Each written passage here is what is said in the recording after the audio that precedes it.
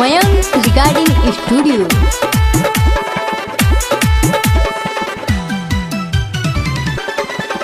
काहे हमारा से बचता रे आरा के सटा में नचता रे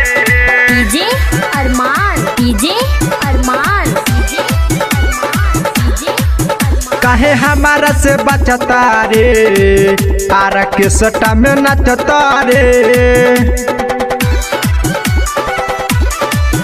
काहे हमारा से बचता रे आरा के सटा में नचता रे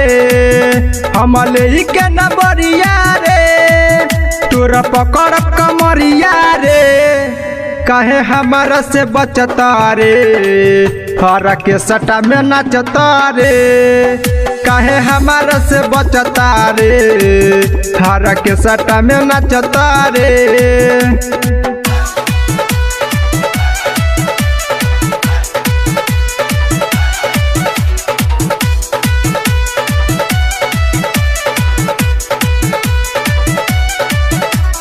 डीजे अरमान अदापुर पहले लगा के उठा लाली पूरा गाँव कैले खाली सटे जावे पे कमर हिला के नचता रे ते बेजोड़ा नइखे कोनो तोरा जोड़ा के पाएला अपन बजा के लगा के अइले उठा लाली पूरा गाँव कैले खाली सटे जावे पे कमर हिला के आउ सटी जब बाजारिया रे काहे भागे ले कगरिया रे आउ सटी जब बाजारिया रे काहे भागे ले कगरिया रे काहे हमारा से बचता रे हरा के सटा में नचता रे काहे हमारा से बचता रे हरा के सटा में नचता रे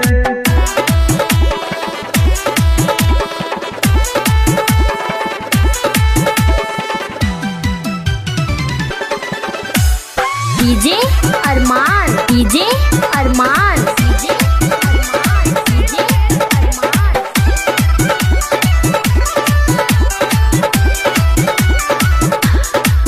नीरज हूँ तोरा राजा आजू बाजी तोरा बाजा किशन बतिया कहेले हंस के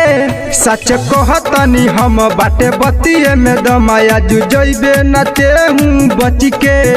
नीरज हूँ तोरा राजा आजू बाजी तोरा बाजा किशन बतिया कहेले हंस के काहे मारले नजरिया रे हिली खड्डा सहरिया रे काहे मारले नजरिया रे हिली खड्डा सहरिया रे काहे हमारा से बचता रे हरा के सटा में नचता रे काहे हमारा से बचता रे हरा के सटा में नचता रे।